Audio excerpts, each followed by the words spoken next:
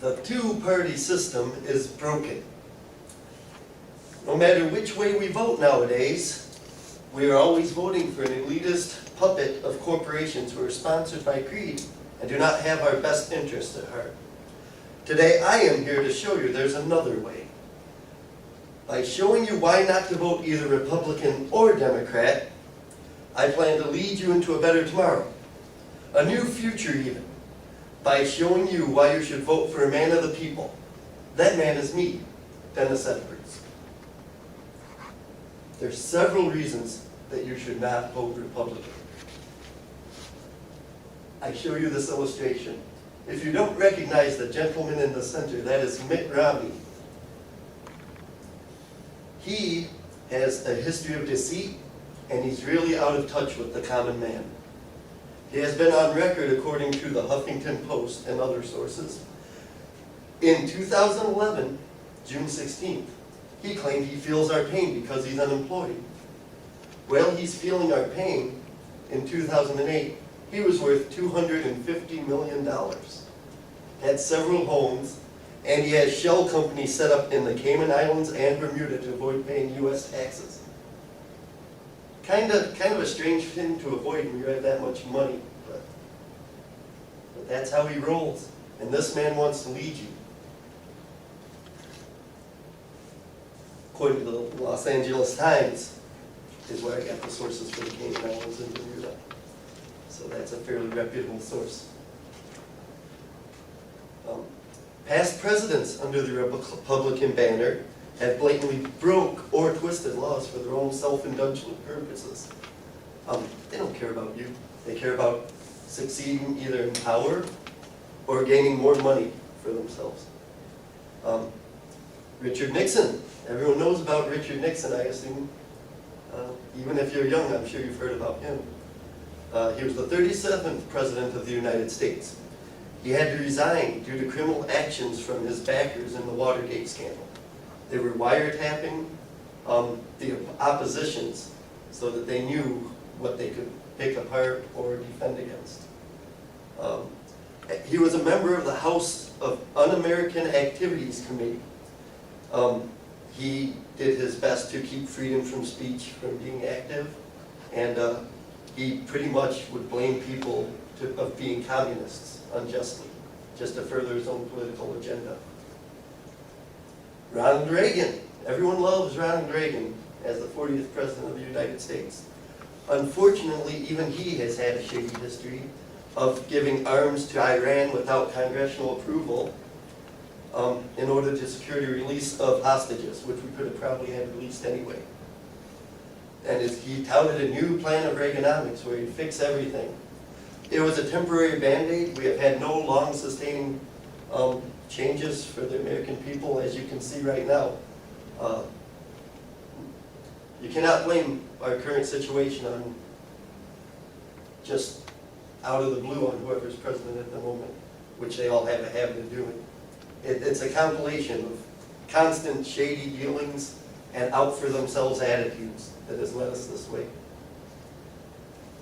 George Bush, both of them. I can lump them both together because they was pretty much the same. George H.W. Bush, the older one. He famously broke his promise of no new taxes by immediately raising taxes when he got into office. And he attacked Iraq, despite us being allies at the time, which a lot of people don't know.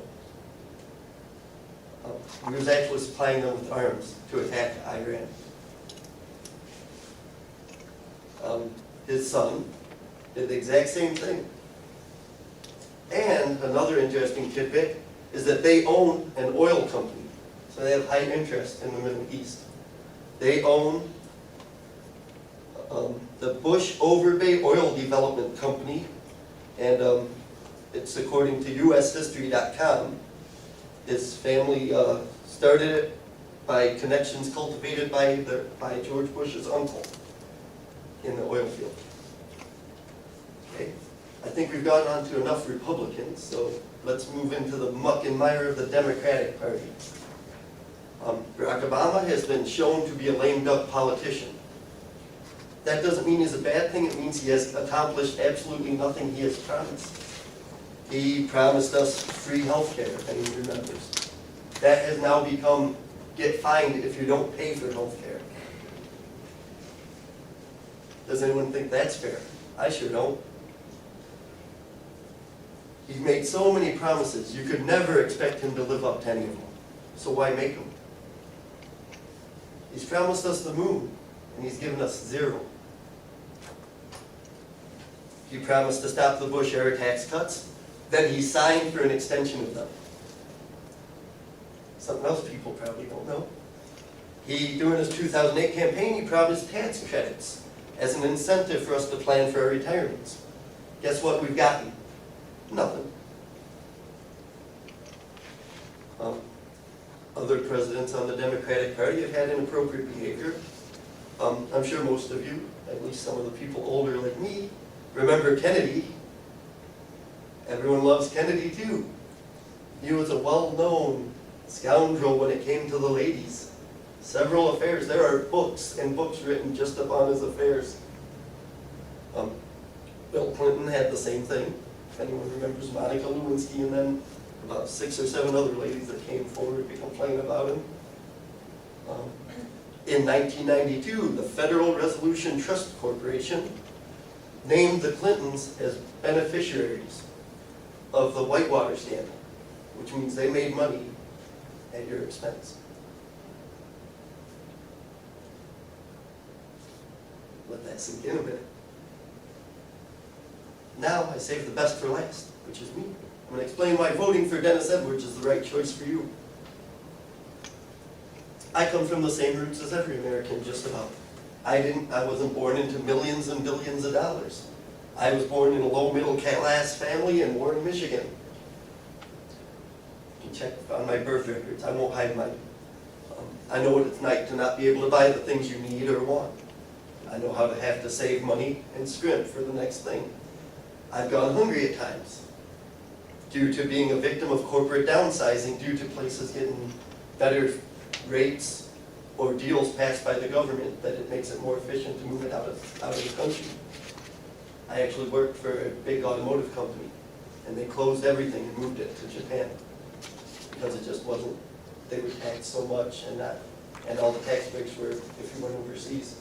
It's easier to import stuff than to make stuff here nowadays, which is a shame. I know how it is when the government cuts funding. My children don't get as good of an education as I would like them to, due to their funding all being shuffled to special interest groups. We pay more for the presidents to try to get elected next year than should be even reasonable. If I am elected, I will cut that out. There will be no government funding of campaigns. And there will be a maximum cap of $100 spent on your political campaign. That's not driving here and there to meet people, but that's smear ads, billboards, insults. It's not right. All it is insult the next person until people think you're better. I will promise to fix what is wrong, but I won't guarantee it. No one can. I haven't been there. I can promise you anything you want to hear. You say you want a new car. Everyone gets a new car. It's not reasonable. I'd just be lying to you. So why do it? It's what we get every year. More and more lies on top of each other. I'll attempt to convert any abandoned building that is on government property or otherwise, if it's not owned by anyone. I will attempt to convert it into housing for the poor. There's no reason people in the government should have multiple houses while other people sleep on the streets. It's just unfathomable. I mean, in this day and age, to have empty lots of abandoned houses while people are starving and living on the streets. My conclusion is that the two-party system is broken. However, it's not too late. Be a part of taking back the rights you've lost over the reign of criminals and rich fat hats. Bring the American ideal back into politics, where it has been sorely missed. Show that the American people are tired of losing our rights one by one and take a stand. take a stand by voting Dennis Edwards.